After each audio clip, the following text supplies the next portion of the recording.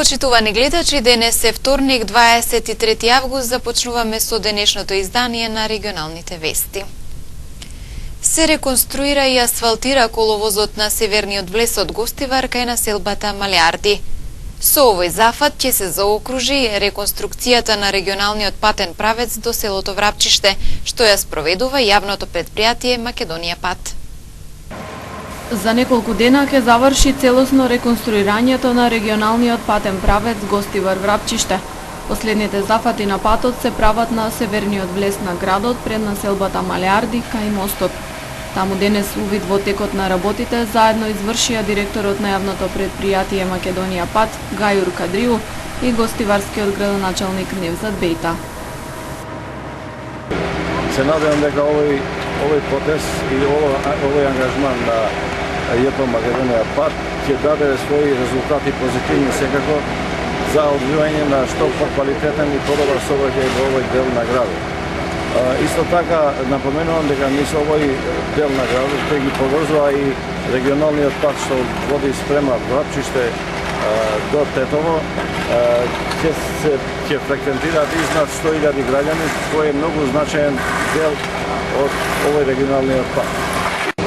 И денес сме на лице место што се работи да се асфалтира влезниот дел на градот, пошто централниот дел го имаме следен и сега со асфалтирање на овој дел дало бавина и имаме асфалтирано до соседната општина Врапчиште и мислам и понатамо директорот ќе продолжи со работа и другите патишта што се по скоп на Македонија пат ќе бидат реконструирани. Проектот за реконструкција и асфалтирање на регионалниот пат чини околу 35 милиони денари. За делот што го опфаќа влезот на Гостивар во кој што моментално се работи, се издвоени 3,5 милиони денари од државниот буџет. Тука се работи на делна инвестиција која е околу 35 милиони, јас зборувам од тука до Врапчиште, значи целиот овој потез е изнад 35 милиони, односно овдека во овој дел е изнад 3,5 милиони денари. Кадриу и Бејта пред да излезат на терен оствариле средба на која, како што рекоа, разговарале за состојбата на патната инфраструктура, која е на територијата на општина Гостивар, а е во надлежност на Македонија пат. Невремето што го зафати регионот вчера во доцните попладневни часови предизвика излевање на канализациите по улиците, поплавени подруми и други штети во селата Градец и Сенокосе. Состојбата денес се нормализира. Невремето проследено со обилни врнежи, град и грмотевици што вчера доцна попладне го зафати полог, предизвика проблеми и штети во селата Градец и Сенокосе на територијата на општина Врапчиште. Силниот дожд кој започна околу 17 часот и врнеше 2 часа, создаде собирање на поголема количина вода, излевање на канализации по улиците, како и поплавување на подруми и пониски простории во куќи. Пријавени се оштетувања и на неколку автомобили. Ветрот и градот со големина на лешни ги уништил ѕидот и оградата на дворот во основното училиште во Градец. Екипи од локалната самоуправа, против пожарната единица и дирекцијата за заштита и спасување заедно со населението започнале со расчистување уште од синоѓа. Надлежните денес излегоа со оценка дека состојбата е нормализирана и дека во наредните денови ќе се прави проценка на штетите. Втора шанса за тетовските полуматуранти за запишување во средно училиште. Оние кои во јуни не успеа да се запишат во посакуваната струка или училиште, утре ќе можат да конкурираат во училиште каде ги исполнуваат критериумите за упис. Слободни места има во сите средни училишта. Завршените основци утре ќе имаат втора шанса за запишување во средно училиште.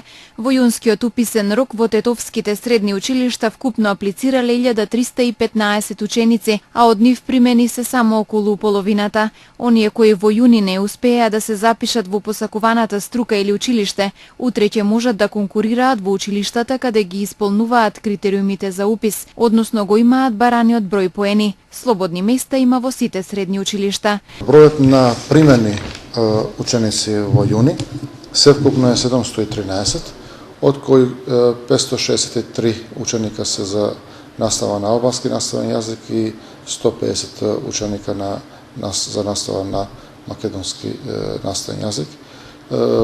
Остануваат слободни места во сите средни училишта во Тетово и за сите 3 наставни јазика во сите профили. Но се има предвид дека ние стрикно се одржуваме на оние поени кои се потребни за опис во дотичното средно училиште и не дозволуваме опис на ученици ако не ги задоволуваат поените за опис. За упис во гимназиско образование кандидатите треба да имаат минимум 60 поени. За упис во медицинското училиште Никола Штейн кандидатите треба да имаат минимум 45 поени за козметички техничари и минимум 70 поени за здравствените струки. Во економското училиште 8 септември потребни се 60 минимум поени. Во средното текстилно училиште Ѓосе Стојчевски бараните поени за упис се од 30 до 45 поени во зависност од избраната струка, а во средното земјоделско училиште Пијаде од 30 до 55 поени во зависност од избраната струка. Повторно апелирам дека и кажувам дека нема да дозволиме упис на ученици под критериумите кои што ги имаат, затоа што сме посветени на подигање на квалитетот на образовниот процес, а тоа се покажа во минатата учебна година дека овие наши уписни политики имаат резултати и во регионални државни надпревари во државна ниво имавме 118 освоени први, втори и трети места, додека пак 3 ученици од гимназијата Кирил Печиновиќ на настава на албански јазик беа прогласени за најдобри матуранти во Република Македонија. Тоа кажува дека овие уписни политики врадуваат со плод и дека со тоа ќе продолжиме и ова учебна година. Има слободни места во сите училишта, само за оние ученици кои што ги исполнуваат условите во тие училишта. Резултатите од пријавувањето во утрешниот августовски рок и слободните места ќе се објават на 25 август. Училиштата кои по двата уписни рока нема да ги пополнат предвидените места, продолжуваат со запишување на ученици до почетокот на учебната година, со оглед на тоа што секој завршен основец законски е обврзан да го продолжи образованието во некој од средните училишта во градот. За правата на религиите денес се дискутираше на Универзитетот на Југоисточна Европа во Тетово. Учесниците разговараа околу поддршката на различните религии и ублажување на конфликтите. 14 земји од светот денес преку конференција расправаа за правата на различните религии како и за разрешување на меѓусебните конфликти и поддршка за зближување. Координатори на настанот беа припадници на бектешката заедница кои, како што рекоа, поддржуваат се што се темели на љубов, мир и достоинство кај луѓето.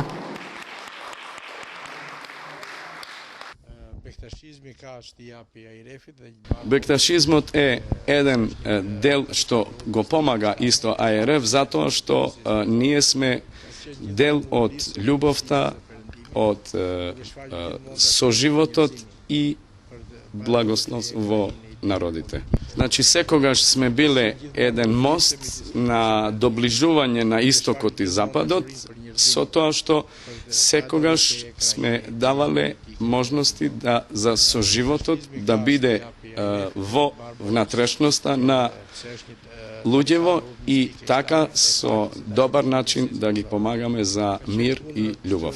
Секогаш сме биле против екстремизмот, секогаш сме биле против насилството, значи сме за љубов, за соединство и за добар настан. Учесниците на конференцијата даваа поддршка на секој кој ги бара своите права за сопствената религија, смета професорот Арбен Сулеймани, кој истакна дека целта на овој настан е намалување или барем ублажување на конфликтите помеѓу религиите. Денеска во Тетово, во Македонија, се собрани луѓе почнувајќи од Албанија, Македонија, Босна и Херцеговина, Хрватска, Словенија, Швајцарија, Австрија, Холандија, Германија, Англија, Израел, Јапан и други места. Посебно би нагласувал од Хунгарија и Романија, каде што исто имаат некои проблематики со правата на религиите.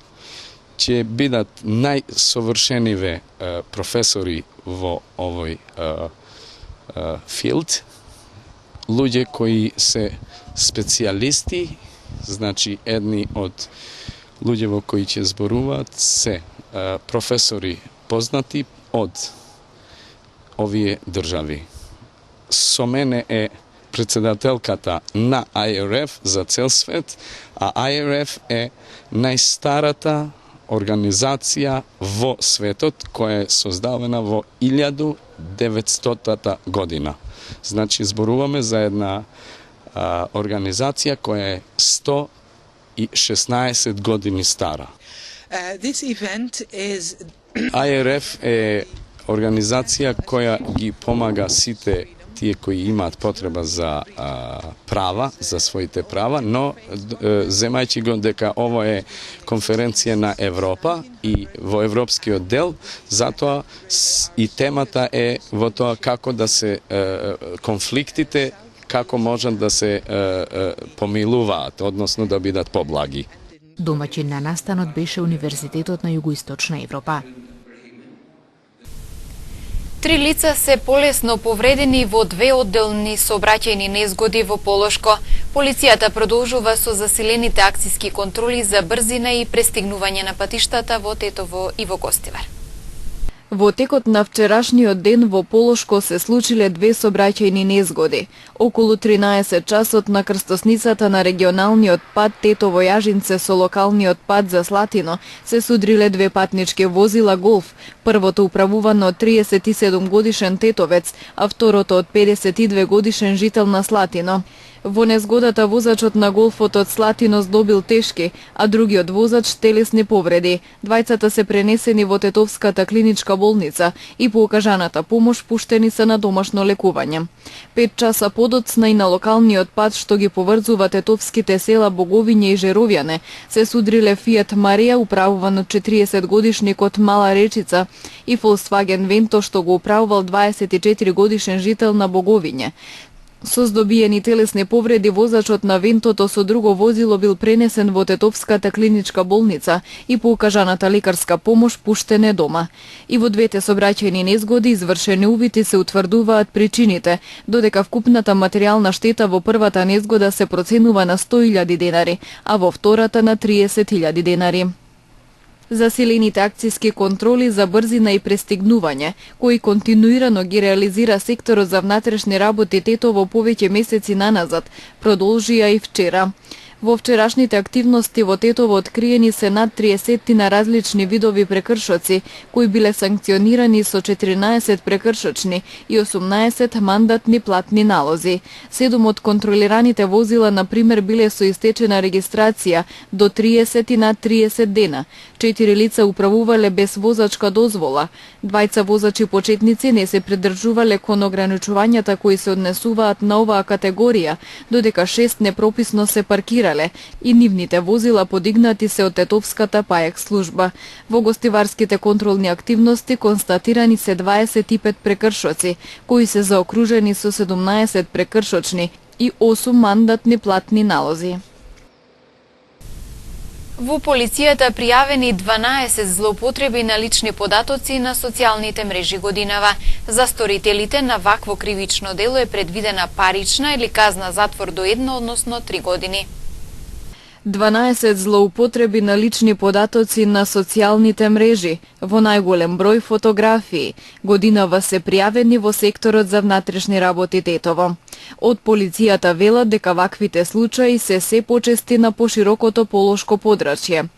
Поединци најчесто креираат лажни профили и на најразлични начини потоа превземаат и со непристојни и вулгарни коментари, објавуваат податоци и фотографии од други лица, доведувајќи ги во непријатни ситуации, односно нарушувајќи го нивниот личен и семеен интегритет, чест и углед. Поради ова секторот за внатрешни работи Тетово повторно апелира до граѓаните и посебно до младите, кои се најбројни корисници на социјалните мрежи, да бидат максимално внимателни со кого споделуваат податоци и фотографии, односно да ги ограничат и заштитат од пристап на други лица кои не се нивни пријатели. Зашто незаштитени податоци се лесен плен за злоупотребувачите, кои неретко знаат и да се заканат, уценат и слично. Секторот за внатрешни работи Тетово подсетува наведува дека злоупотребата на лични податоци е кривично дело за кое е предвидена парична или казна затвор до 1 односно 3 години, зависност од тоа кој ја направил, физичко или службено лице.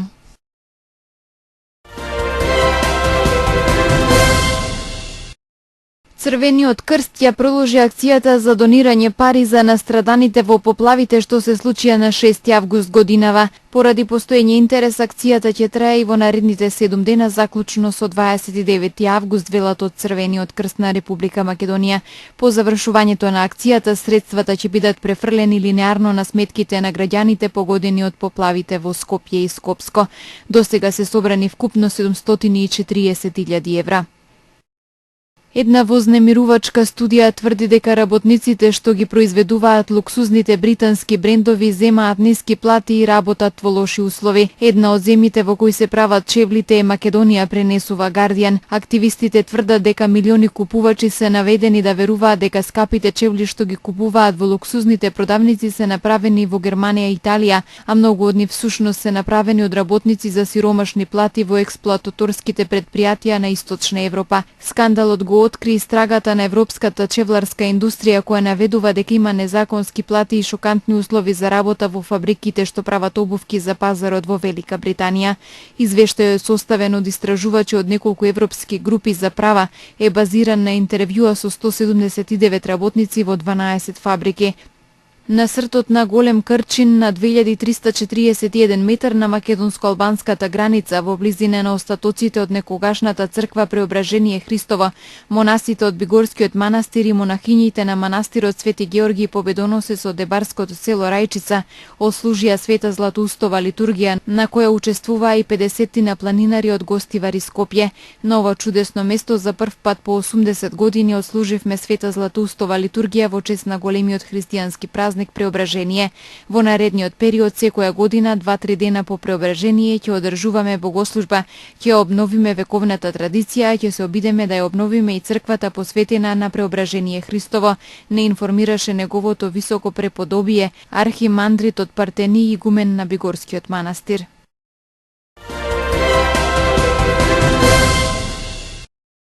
Турската војска ги нападна позициите на курдите и исламската држава во пограничните области на Сирија и сириската опозиција подготвува офанзива на турска територија. Целта е да се сочува единството на Сирија и остварувањето на народните интереси. Во меѓувреме некои медиуми објавија дека помошник на шефот на турската разузнавачка служба тајно го посетил Дамаск за да разговара за курдското прашање со високите членови на специјалните служби во северна Сирија, каде што курдите претходно прогласија федерална област. 8-годишно момче е убиено во Шведска откако граната била фрлена низ прозорецот во станот каде се случило убиството. Момчето спиело на тросет во дневната соба кога бил извршен нападот. Детето било итно префрлено во болница, но набргу починало. 8-годишниот Јусуф Варсаме, кој од сомалиско потекло и постојано живее во Бирминген во Велика Британија, бил дојден во посета на семејството во Шведска заедно со родителите. Во моментот на експлозијата во собата се наоѓале уште 5 други деца, како и неговата мајка и сестра, но сите поминале со полесни повреди. Полицијата се судри со демонстрантите кои нападнаа телевизиски станици во јужниот пакистански град Карачи, при што загина 1 човек, а 8 луѓе се повредени. Поддржувачите на движењето Мутахита Куами протестираа пред 2 ТВ станици и запленија 3 возила. Приврзаниците на движењето се упатија кон седиштата на телевизиските станици откако беше емитуван говорот на само протераниот лидер на движењето кој е во Лондон. Тој ги обвини медиумите дека не известуваат за 6-дневниот штрајк со глад во знак на протест против неодамнешното апсење на членови на движењето. Приврзаници на исламистичката Боко Харем убиле 10 луѓе, а киндапирале 13 на североистокот во Нигерија. Вооружените джихадисти пукале во луѓе, ограбувале и палеле домови во селото Кубрива. Во 2014 година на истото место Боко Харем ги принуди селаните да ги напуштат домовите. Групата е одговорна за убиство на околу 20.000 луѓе во Нигерија. Истата година киндапираа и 200 ученици. Главниот град на Јапонија и неговата околина се зафатени од силен тајфун поради што се откажани повеќе од 400 летови, а во прекине и дел од железничкиот сообраќај. Тајфунот Миндул го погоди јужниот дел од Токио со удари на ветрот кои достигнуваат брзина од 180 км на час. Се очекува тајфунот во текот на денот да се придвижи кон север и утре да стигне до најсеверниот јапонски остров Хокаидо. Од ударот на тајфунот оштетени се повеќе згради. Властите предупредуваат на можност од поплави и одрони на земјиште.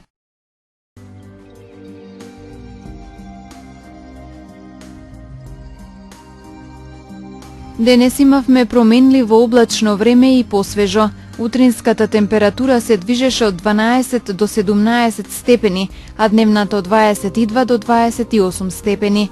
УВ индексот изнесуваше 4.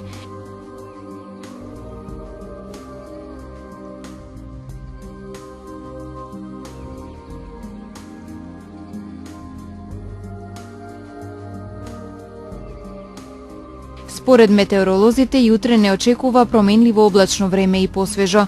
Утринската температура ќе се движи од 9 до 15 степени, а дневната од 22 до 27 степени. УВ индексот ќе изнесува 5.